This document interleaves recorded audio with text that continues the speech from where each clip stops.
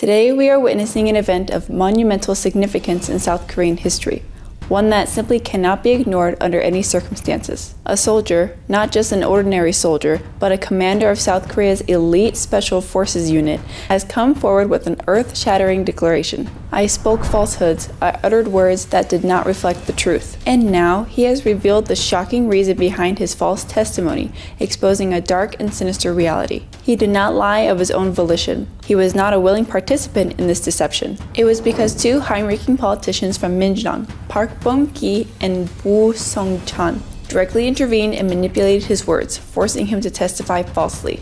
Do you grasp the gravity of this revelation? Do you understand what this means for your democracy? This is not just another routine political dispute, nor is it a minor controversy to be swept under the rug. The South Korean National Assembly, under the influence of Minju당, has actively manipulated and exploited a soldier, using him as a mere pawn for their political agenda. Today, you are facing an incident that threatens to shake the very foundation of South Korean democracy to its core.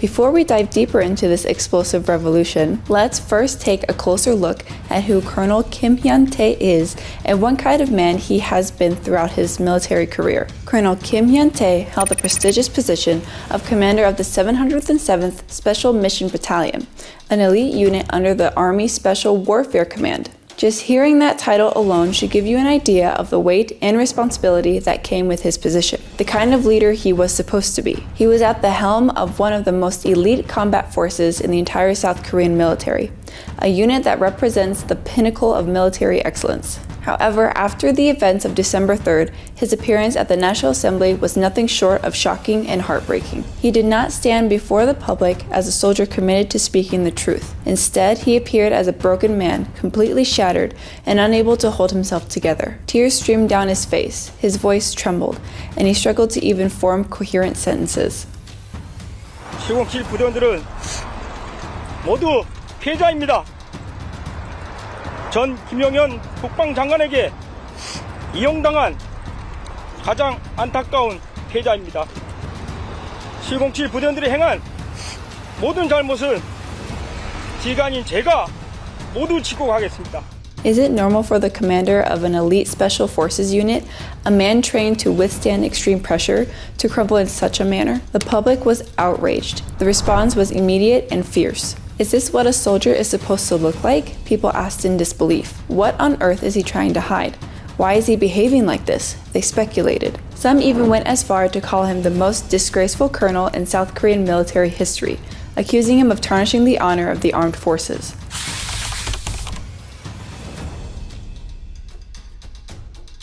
But then, everything changed. Ladies and gentlemen, we now finally understand why Colonel Kim Hyun-tae acted the way he did back then. He did not choose this path of his own accord. It was forced upon him. Recently, he returned to the National Assembly and made a courageous decision to finally reveal the truth, no matter the consequences. And what he said was nothing short of earth-shattering, a revelation that left the entire nation in shock. The testimony I gave back then was completely fabricated. Those words did not come from me. They were not my own. Park Bong-ki and Woo Sung-chan coerced me into committing perjury. They pressured me into lying under oath. 김현태 707 특수임무단장은 민주당의 곽종근 전 사령관 회유 의혹에 대해서도 직접 입을 열었습니다. 다만 박범계 의원이 뭐라고 곽종근 사령관을 회유를 했습니까?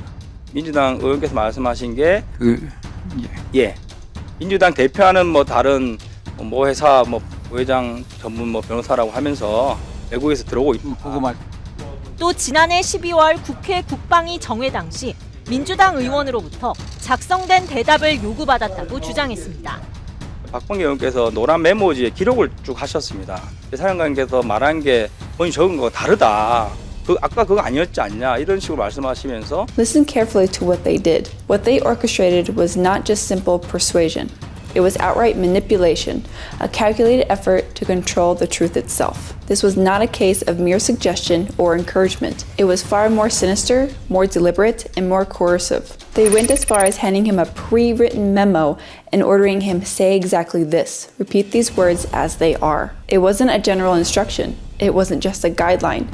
It was a command, an order to incite specific words, word for word. You must say this exact sentence. Every word must match. Do not deviate even slightly. Now let me ask you, how is this any different from a script given to an actor in a play? It wasn't a testimony. It was a script, a fully prepared, rehearsed script meant to deceive the public. This was not a genuine testimony before the National Assembly. This was a scripted performance staged for political purposes. It was no different from a theater director whispering to an actor backstage, "Don't mess up your lines, say them exactly as written." And when that wasn't enough, when things didn't go exactly as they planned, do you know what Park Boom-ki said? "That's not how you said it earlier, is it? If this isn't intimidation, then what is? Do not make mistakes. Say exactly what we told you to say." This was not a request. It was a threat. They didn't just use a soldier. They turned him into an actor, forcing him to perform a role they had written for him. Minjujeong turned a decorated soldier into a paid performer, staging a grand political theater in the halls of the National Assembly.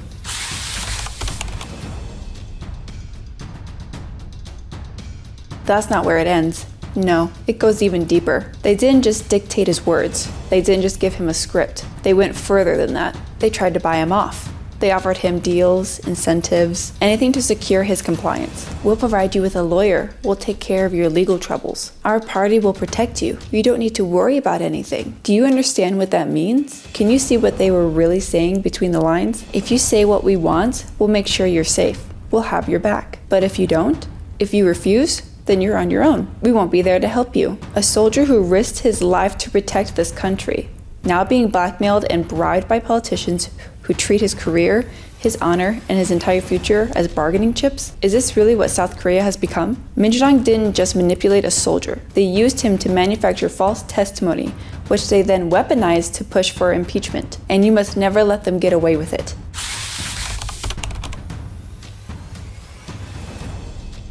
At first, you were disappointed in Colonel Kim Hyun-tae. You questioned him. You doubted him. But in the end, he chose his conscience. He chose the truth. It may have been late, but he finally stood up and spoke out. He reclaimed his integrity. Even someone who has lost the trust of the people can regain their courage when they finally decide to tell the truth. However, while you may acknowledge his courage, you must never forgive Minjujeong for what they did to him, for how they broke and forced him into this situation in the first place.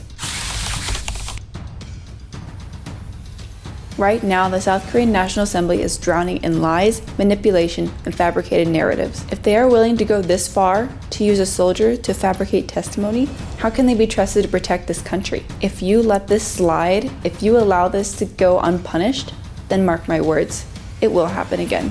Another soldier will be manipulated. Another truth will be rewritten. More testimonies will be twisted. More facts will be buried under deception. South Korea will become a nation run on lies, dictated by those who control the narrative, not by those who seek the truth. You must not allow it to fade into obscurity. Right now, you need to spread the truth. You need to make sure everyone knows what has been done, and you must hold Minjujeong accountable for their deceit until the very end. 오늘의 한 줄 요약, 김현태 대령님 응원합니다.